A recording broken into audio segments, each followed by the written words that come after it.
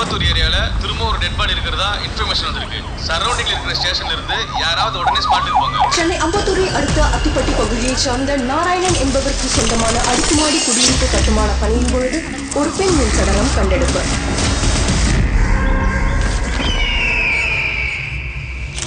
பெண்களுக்கு எதிரான வன்கொடுமைகள் அதிகரிக்கிறதுக்கான காரணமே இந்த ஆணாதிக்கம் உள்ள சமூகம் தான். ஓ உடல் ஓ உரிமை, இதை யாருக்காகவும் எதுக்காகவும் மாத்திக்காது. நீங்க போடுறதெல்லாம் எங்களை மயக்கிறதுக்காக தானே.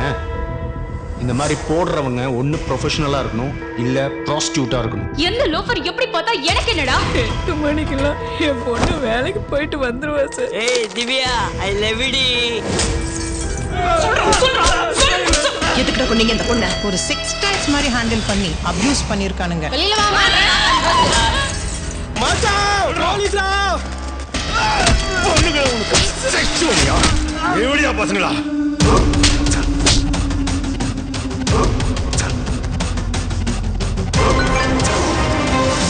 ஏய் நில்றி. சார் இது இதே மாதிரி மர்டர் நடந்துட்டே இருக்கு.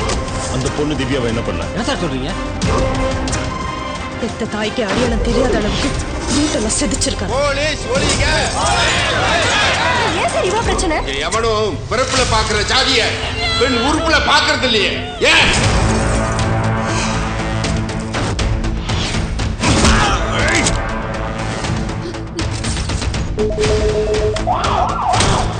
ஏன் உடம்புங்கிற ஆயுதத்தை நான் மட்டும் தான் யூஸ் பண்ணுவேன். மற்றவன் எவனுமே மயிரை கூட புடுங்க முடியாது.